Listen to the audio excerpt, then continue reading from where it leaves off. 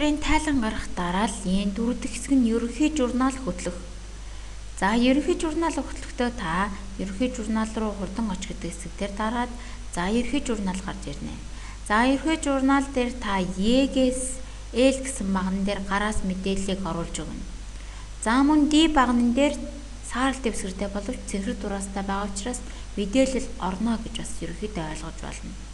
За журнал хөтлөж байхад хамгийн ихэнд анхаарах зүйл бол Е багнан дээр сарыг оруулж өгнө. За Е багна гэсэн туслах цонх гарч ирсэн байна. Тэгэхээр тухайн гүйлгээний сарыг оруулна гэж байна. За би энэ бол 3 дугаар улирлын тайлан гаргаж байна гэж үзээд 7 сарын гүйлгээ. За цаар өдөр нь бол 7 сарын 1-ний өдөр гарсан гэх гүйлгээ үзчих. За тэгвэл 7 сарын 1-ний өдөр банкнаас зээл авсан. За зээл авахдаа 20 сая төгрөгийн зээл авжээ гэсэн мэдээллийг гараас оруулаад өгье. За дүн гэдэг дээр нь 20 сая төгрөг. За энэ 20 сая төгрөг гэдэг дүн оруулаад өгөнгүүт л бид нэр бие багнаа шалгаж явах хэрэгтэй. Бие баган дээр болвол хяналт гэсэн баг нь байж байна. За бие баган дээр шалгаж GK гэсэн байна. Тэгэхээр энэ бие баган бол алдаа хянах багнаа гэд тусдах цонхон дээр гарч ирсэн байх нь.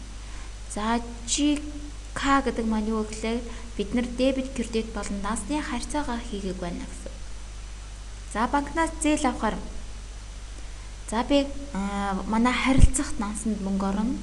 За тухайн сум дээр гүйлгээд дээш нь доош нь гүйлэхээр манай дансны кодууд гарч ирнэ гэсэн.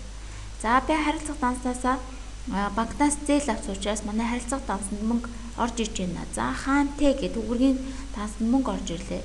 За тэгвэл шалгаг К болж байна. Тэгэхээр шалгаг К-да би яах нь вэ гэхээр бид нэр банкнаас зээл авсан учраас банкны өөртөө болж байна. За дансныхаа кодчлалыг сонгож өгч болно. Яг ижлэхнэр нь кодоо мэдж байгаа тохиолдолд ижлэхнэр бичээд өгөх юм бол бас мөн болно гэсэн. За тэгэхээр мэдээллийг оруулж өгсөний дараа би баган дээр шүүлт басан байна. Шүүлт гэж яах юм бол зөв байна гэсэн. За бүтээгдэхүүн худалдаж авсан. Сар өдөр нөх юм бол 7 сарын 2-ны өдөр гарсан гэж үзчих. За бэлэн бүтээгдэхүүн худалдаж авбаа гэж байна. За 189 мянган төгрөгийн бэлэн бүтээгдэхүүн худалдаж авсан.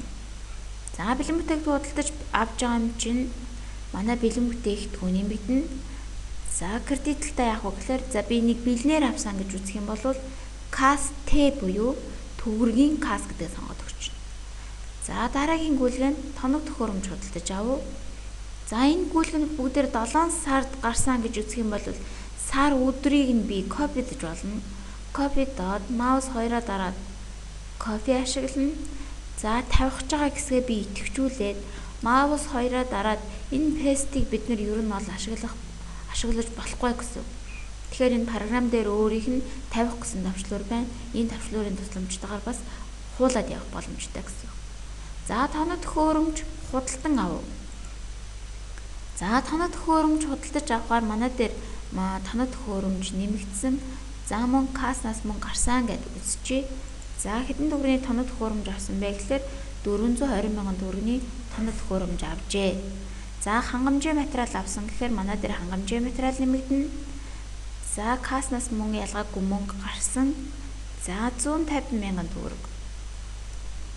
За дараад нь харилцах дансандаа шилжүүлэв гэж байна. Тэгэхээр би каснасаа харилцах данс руу мөнгө хийсэн байна гэж ойлгох нь харилцах дансандаа мөнгө шилжүүлсэн учраас манай харилцах дансанд мөнгө нэмэгдэнэ. За харин манай каснаас мөнгө хасагдана гэж байгаа учраас кредитлтаа би касаа сонгоод өгчнө.